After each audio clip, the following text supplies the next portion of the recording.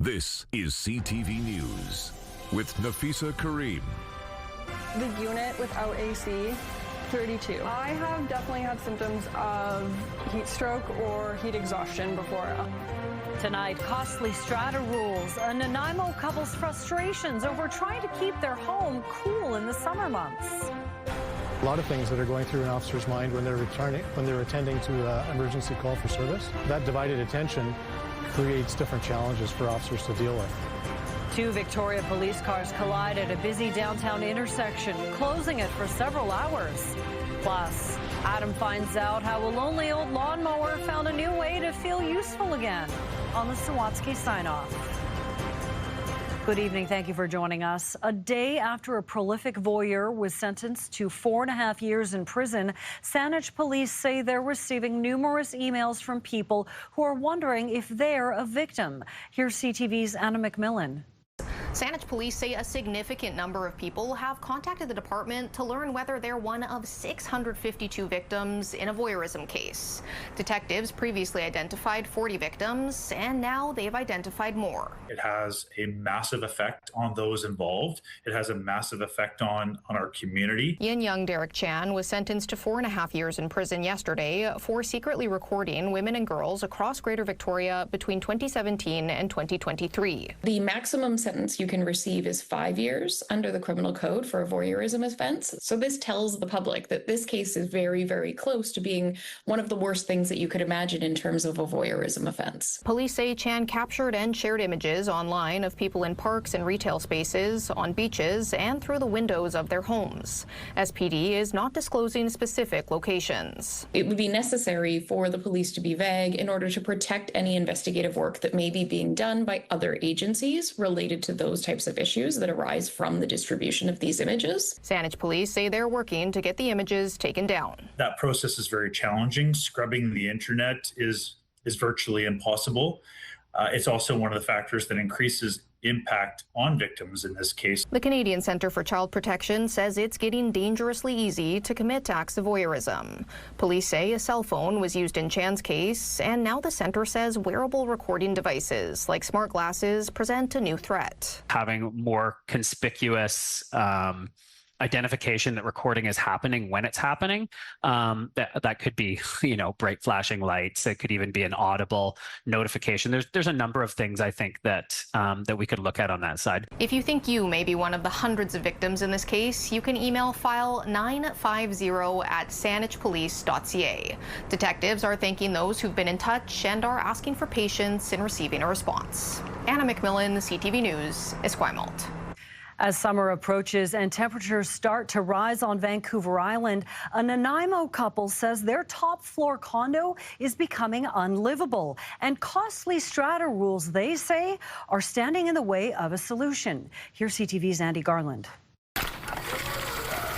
Colin and Maggie live on the top floor of their Nanaimo condo with their cat, Corona. I'd say 2, 3 in the afternoon, you were getting that sun all the way until it sets. They say it's unbearable to live in. Probably we've recorded in the unit without AC, 32. They claim the heat causes health issues as well. I have definitely had symptoms of heat stroke or heat exhaustion before, 100%. They've tried everything to cool things off, from a ceiling fan to an AC unit. Just one lady below told me to use tinfoil.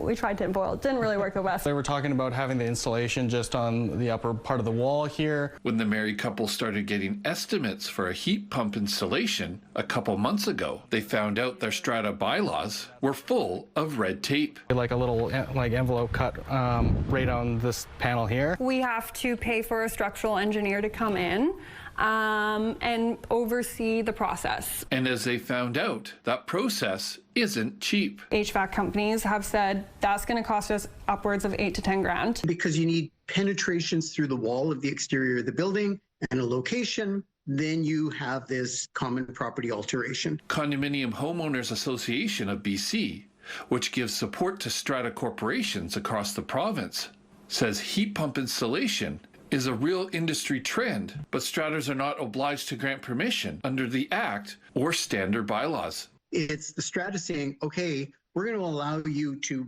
attach an appliance to the outside of the building that you're going to be responsible for. Now, how do we make you responsible and not put that burden on everybody else within the community? We reached out to the Strata Corporation managing Maggie and Colin's condo, but did not hear back. Our goal is just to bring light that there's people out here that are wanting to be living in a happy, healthy home. And if that involves a heat pump, it should be accessible. As for Colin, Maggie, and Corona, they won't be cooling off anytime soon until there's a change to make it more viable. Andy Garland, CTV News, Nanaimo. Terrifying video shows a child's bed on the Mid-Island erupt in flames. The cause, a lithium-ion battery for a remote-controlled car that was being recharged. The fire was quickly extinguished and no one was hurt. The Dashwood Volunteer Fire Department sharing this video as a warning to charge devices on a hard surface and never leave them unattended. Debris covered a busy intersection in downtown Victoria this morning after two police vehicles slammed into one another. The vehicles were going to a high-priority call when they collided at the intersection of Caledonia Avenue and Blanchard Street. No members of the public were involved in the crash. The intersection was closed until 3 p.m. while investigators processed the scene. Victoria Police would not elaborate on the details of the crash. It is now under investigation by Saanich Police, but they say officers should be held to a higher standard. If there's been a mistake here, well, likely there is. Usually when there's a Motor Vehicle Act incident that occurs, and then we just have to look at the totality of the situation to determine whether those decisions were reasonable at the time for the officers involved. We are held to account. This is not a free pass because the police are involved in this, and if we need oversight for this, we will look at that. 3 officers were involved in the accident. None suffered any serious injuries. The officers returned to duty this afternoon.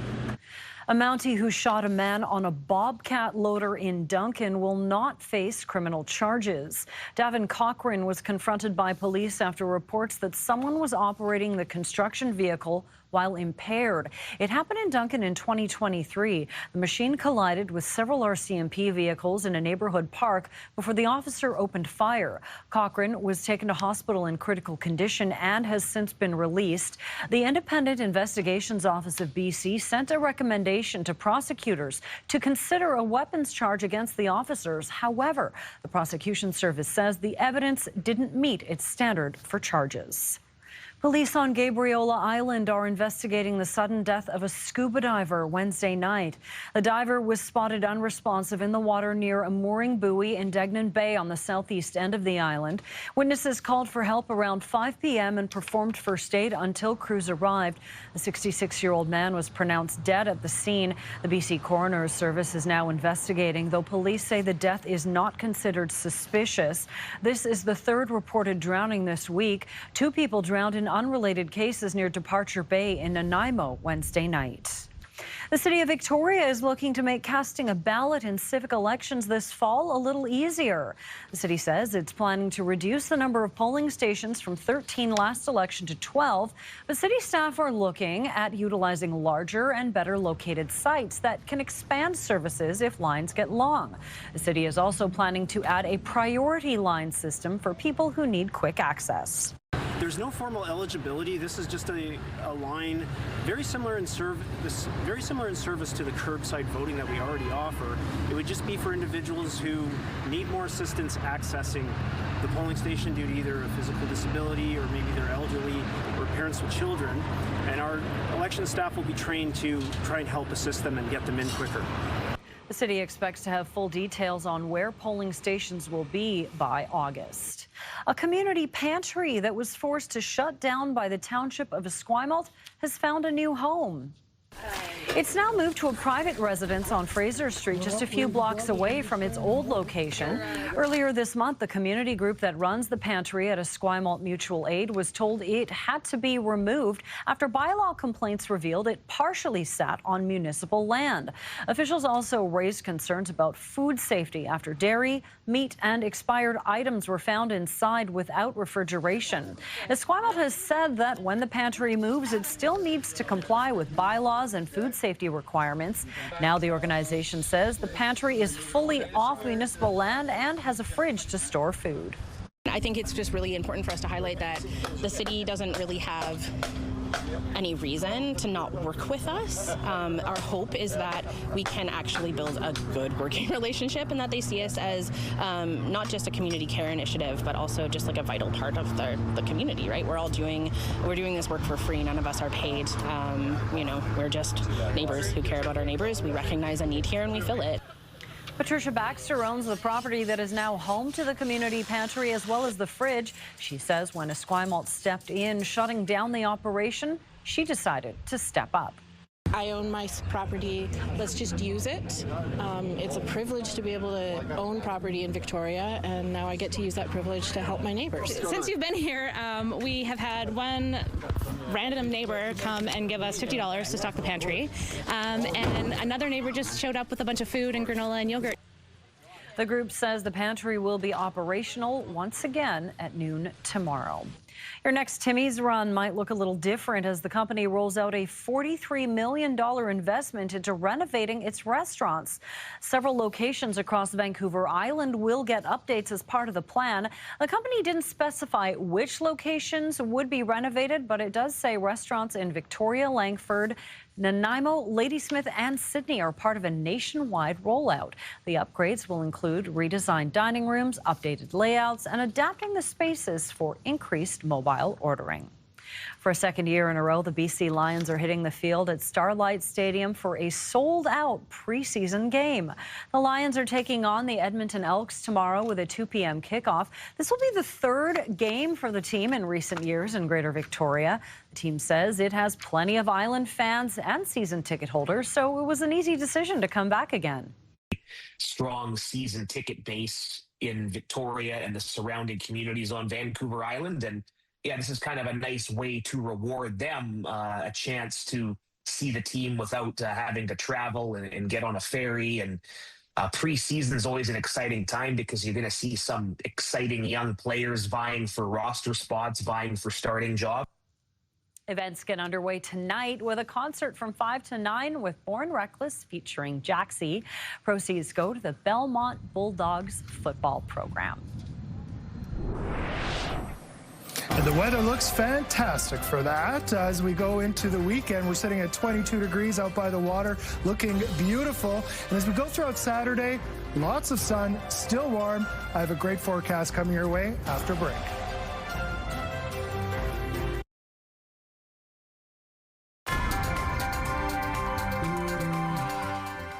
Josh is off. Corey Adel joins us. And you know what? A great Friday afternoon out there.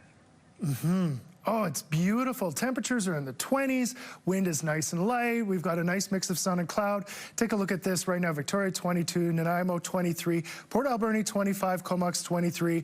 A little bit cooler out towards Tofino, northern areas of the island in the mid-teens, and a little bit more of a breeze, but still pretty nice. Let's take a look at sky conditions. We're seeing a lot of sun along the coastal regions. A little bit of cloud starting to come in. Victoria, a nice mix of sun and cloud. Nanaimo, also a nice mix of sun and cloud. And as we go throughout the evening and overnight period, we'll see partly cloudy sky. Now, into the early morning hours, we've got some cloud coming in. That will push off, and then we will see a nice mix of sun and cloud as we go throughout Saturday. A little bit more clearing for southern areas of the island as we go throughout the supper hour and evening. Fortunately, as we get into Sunday, we've got more cloud coming in. Starting off in the morning, fairly cloudy, and then as we go throughout the afternoon, evening, it's northern areas of the island that do start to see some showers and some rain, especially up towards Port Hardy. It could be a little bit heavy as we go throughout Sunday, but around Victoria, Nanaimo, those areas should be just mostly cloudy as we go throughout Sunday with a slight chance of scattered showers later on. North Island, tomorrow we could see some fog in the morning, 14 for a high. And then Sunday, as I said, we've got the rain in the forecast, especially once you get into the afternoon and evening, 11 for a high. Could see some more scattered showers on Monday, 13. But as we get into the mid part of next week, Temperatures still on the cooler side, but starting to clear out. We'll get to a nice mix of sun and cloud. As we take a look at the inland areas, 24 for Saturday, so still feeling the warmth with a nice mix of sun and cloud.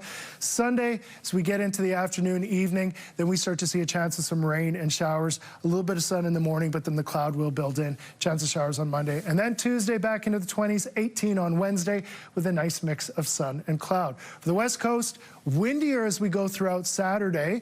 Could see some fog in the morning. 15, we'll see a mix of sun and cloud. More cloud late in the day.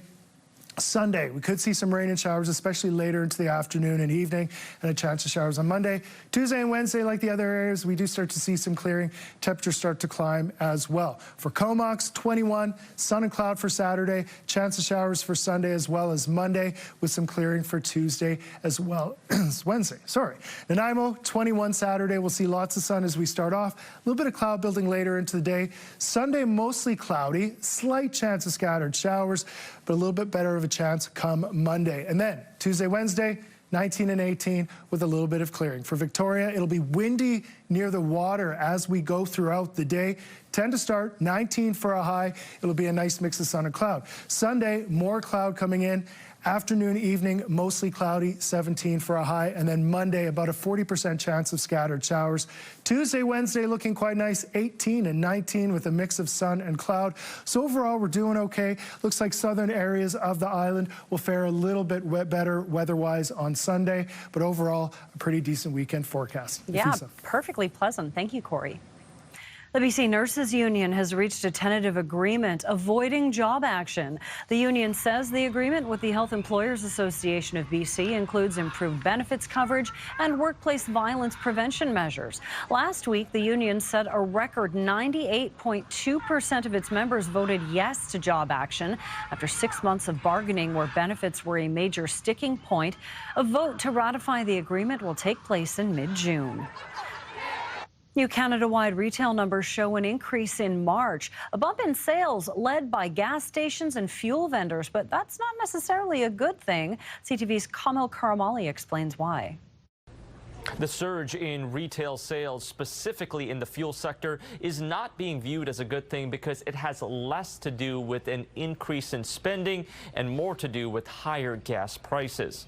Retail sales in March increased by nearly a full percent to more than $72 billion. It was largely driven by this massive bump, more than 12% month over month in sales rising at gas station and fuel vendors. But it's not that they sold more. In fact, the actual volume of gas sold was down nearly 2%. It's just that gas is now more expensive, so they're bringing in more money. To add to that, core retail sales were down slightly. Those are sectors outside of fuel, like food, personal care, and clothing. All of that was down 0.1%.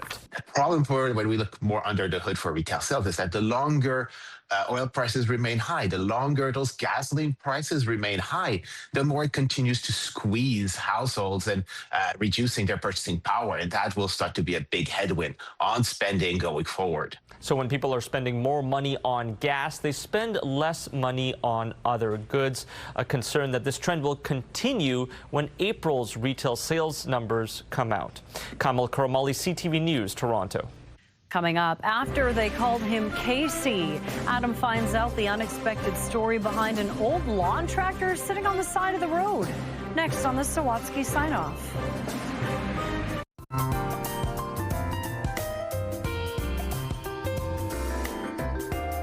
Finally, Adam finds out how a father and son helped a lonely old lawnmower feel useful again on the Sawatsky Sign-Off. While this old lawn tractor likely appreciates this father and son's efforts, nothing could compare to the feeling of getting a new name. It's a Case 117 tractor, and so it's Casey. It's simple as that. Although his previous owner called him past his prime, Casey couldn't wait to show Adam that he could still mow like a tractor half his age. It just was barely hanging on there. It started cutting the grass, and then it died about halfway into the boulevards. So Adam did all he could to fix Casey. I started taking it apart, and it didn't go back together again. So Casey just sat, useless, watching the years go by, until he heard kids like Ivor. It's over on this side. And like the hum of mowing lawns herald the start of spring, to Casey, Laughing children sounded like new possibilities. How was that? Good. Of course, slides and swings are good, this 5-year-old will tell you. But when you happen upon a tractor, that's even better than great. So cool. Especially when there's a sign that says, "Hello, my name is Casey. Let's go for a ride." Ivor, like countless other kids in the neighborhood, always accepts the invitation. I'll start the motor. And Adam regularly makes new signs to inspire their imagination. Don't go over 100 clicks, Casey's getting old, or please bring back Casey with a full tank of gas. It's also to let other parents know it's okay for their kids to take Casey on an adventure. It works, if you believe it works. And if you believe a couple tweaks can transform this tractor into a rocket ship or race car or a surfboard that can catch the world's biggest waves before you wipe out with a twist, Casey will make it work. You name it, it fits the bill. And just because you have to stop doing something you love, Casey shows us, doesn't mean you can't start doing another thing that turns out to be even better. Maybe it doesn't do what it was designed to do originally, but it's got a great new life now. Adam Sawatsky, CTV News. A new lease on life. That is it for CTV News Vancouver Island. Thank you so much for joining us. Have a fabulous weekend.